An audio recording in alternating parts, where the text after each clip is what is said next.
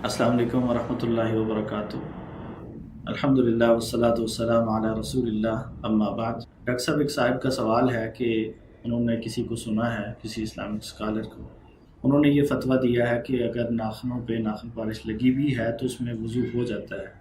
तो इस हवाले से शरीयत हमारी क्या रहनुमाई करती है? अल्हम्दुलिल्लाह रब्बिल आलमीन वस्सलातु वस्सलामु अला नबिय्यिना मुहम्मद व अला आलिहि व सहबिहि अजमईन, अम्मा बाद। हम सब ये बात जानते हैं और मानते हैं कि नमाज के लिए वुज़ू का होना शर्त है, और वुज़ू में कई अज़ा ऐसे हैं जिनको धोना फ़र्ज और वाजिब है। मिसाल के तौर पे हमारे हाथ, हमारे पाँव, हमारा चेहरा। तो जिन अज़ा को धोना वाजिब और फ़र्ज है, उन अज़ा में अगर थोड़ी सी भी जगह खुश्क रह गई तो वुज़ू नहीं होगा, क्योंकि अल्लाह रब्बुल इज़्ज़त ने हुक्म दिया है कि फ़ग़सिलू वुजूहकुम व अयदियकुम इलल मराफ़िक़, कि तुम लोगों ने वुज़ू में अपने चेहरों को धोना है और अपने हाथों को कोहनियों तक धोना है। फिर अल्लाह ताला ने पाँव को धोने का भी हुक्म दिया। हमें यहाँ पे एक हदीस से भी रहनुमाई मिलती है, जिसे इमाम मुस्लिम रहमहुल्लाह रवायत करते हैं। हदीस के रावी हैं जनाब उमर फारूक रज़ियल्लाहु तआला अन्हु, कि नबी अलैहिस्सलाम ने एक आदमी को देखा जिसने वुज़ू किया हुआ था, लेकिन उसके पाँव में थोड़ी सी जगह खुश्क थी, एक नाखून के बराबर। तो आपने अपने उस सहाबी से कहा कि दोबारा वुज़ू करो। उसने दोबारा वुज़ू किया और फिर नमाज पढ़ी। तो कुरान करीम की आयत और इस हदीस से पता चला कि अदाए वुज़ू को मुकम्मल तौर पे धोना होगा।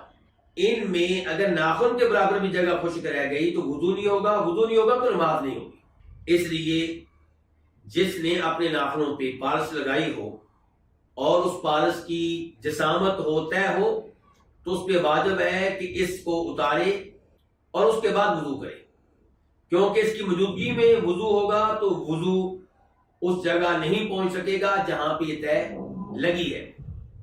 अलबत्ता अगर नाखूनों पे कोई ऐसी चीज लगाई गई है जिसकी रंगत है, जसामत और तय नहीं है, तो उसके होने में कोई हर्ज नहीं है, उसके साथ वुज़ू दुरुस्त होगा। उसकी सूरत हाल मेहंदी के रंग की तरह की हो जाएगी। डॉक्टर साहब, आपने जिक्र किया कि जिस चीज़ की तय होगी, अगर वो चीज़ लगी है तो वज़ू नहीं होगा।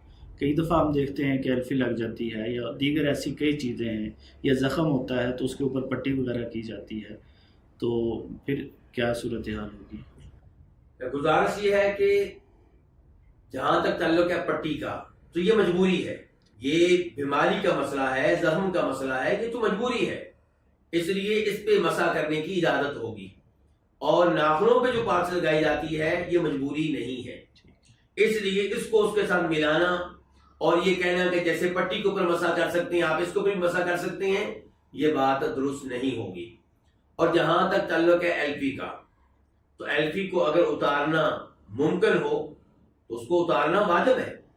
लेकिन अगर किसी की सूरत हाल ऐसी है कि एल्फी को उतारे तो जख्मी होने का खतरा है या इस किस्म की कोई दूसरी खतरनाक सूरत हाल पैदा हो सकती है, तो फिर वो मजबूरी होगी, वहां उस एल्फी के साथ भी वुज़ू इंशाअल्लाह हो जाएगा।